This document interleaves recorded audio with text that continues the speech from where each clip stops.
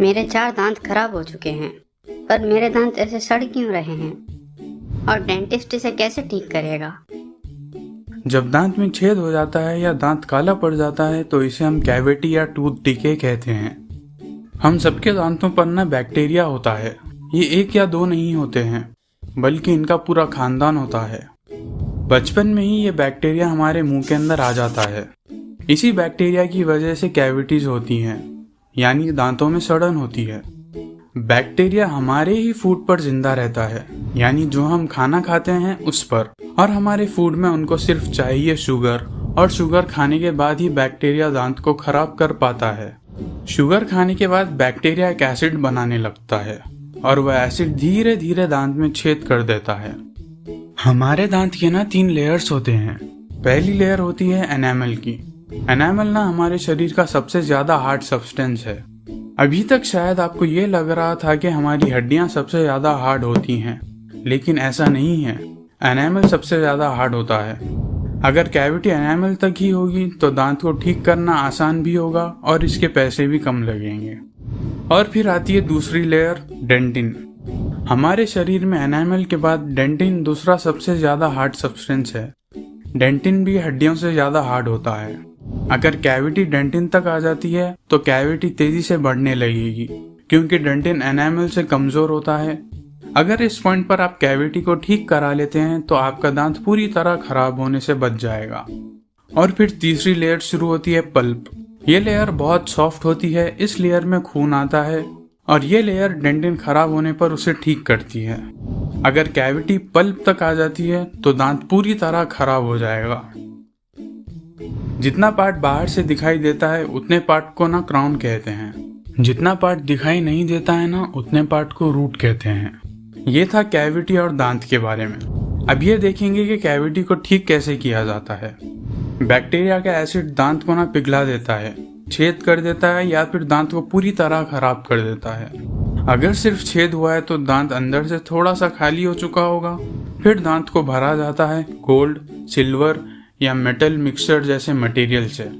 क्या उस दांत को अंदर से भरना जरूरी है? अगर नहीं भरेंगे तो क्या होगा? हमारे दांत बाहर से तो बहुत हार्ड होते हैं, लेकिन अंदर से थोड़े से सॉफ्ट होते हैं।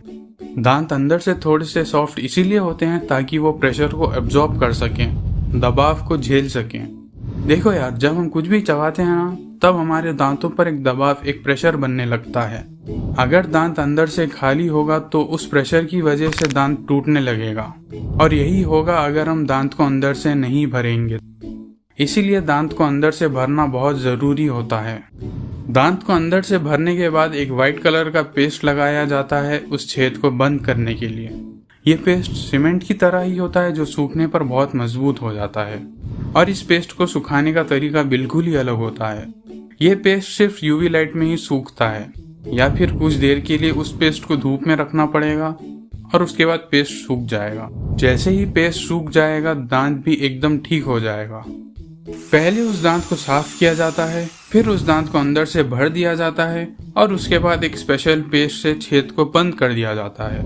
यह ऑपरेशन सिर्फ तभी किया जाता है जब कैविटी एनामल या डेंटिन तक होती है। अगर कैविटी पल्प तक पहुंच जाती है तो तब दांत पूरी तरह निकाल दिया जाता है, या फिर दांत पर रूट कैनाल किया जाता है। दांत निकालना तो बहुत ही आसान है, वो तो आप भी निकाल सकते हो, लेकिन रूट कैनाल थोड़ा सा मुश्किल होता है। रूट कैनाल में सबसे पहले तो एनेस्थीसिया लगाया जाता है ताकि पेशेंट को दर्द ना हो, और फिर दांत को पूरी तरह अंदर से खाली कर दिया जाता है। उसके बाद दांत के रूट को भर दिया जाता है, और फिर क्राउन को काट दिया जाता है। वो पार्ट जो बाहर से दिखाई देता है उसको काट दिया जाता है, और उसकी जगह एक नकली दांत, आर्टिफिशियल क्राउन लगा दिया जाता है। इस ऑपरेशन का खर्चा बहुत ज्यादा होता है, तो अगर आप अपने पैसे और दांतों को बचाना चाहते हो तो आपको क्या करना होगा? सिंपली डेली ब्रश करना होगा। अगर कभी एनामल कमजोर हो जाता है तो डेली ब्रश करने से वो ठीक हो जाएगा, क्योंकि ऑलमोस्ट सभी टूथपेस्ट में फ्लोराइड होता है, और फ्लोराइड से एनामल और अच्छा हो जाता है। और अगर दांत पर एसिड होगा भी तो वो साफ हो जाएगा। तो डेली ब्रश करना बहुत जरूरी है। और अपने खाने में मीठा कम करना होगा, क्योंकि मीठे में होती है चीनी, और चीनी से बैक्टीरिया एसिड बनाता है और फिर कैविटी होती है। कैविटी सिर्फ हमारी प्रॉब्लम नहीं है। हमारे पूर्वजों की भी ना यही प्रॉब्लम हुआ करती थी। अब आप शायद ये सोच रहे होंगे कि उन लोगों के पास चीनी थी भी नहीं, फिर उन्हें कैसे कैविटीज हो जाती थी। बैक्टीरिया को डायरेक्ट शुगर तो नहीं मिलती थी, लेकिन इनडायरेक्टली तो ज़रूर मिलती थी। हमारे पूर्वज वेजिटेबल्स तो खाते ही होंगे, और वेजिटेबल्स में होते हैं कार्बोहाइड्रेट्स, और कार्बोहाइड्रेट्स में होती है शुगर। तो यहाँ से फिर कैविटी की कहानी शुरू होती है। तो कैविटी से हमेशा बचने की कोशिश करना, और अगर कैविटी हो भी जाए तो जितना जल्दी हो सके उतना जल्दी ठीक करा लेना, वरना पैसे बहुत लग जाएंगे। वीडियो पसंद आई हो तो लाइक कर देना, चैनल को सब्सक्राइब कर लेना। इतना ही था इस वीडियो के लिए। जय हिंद।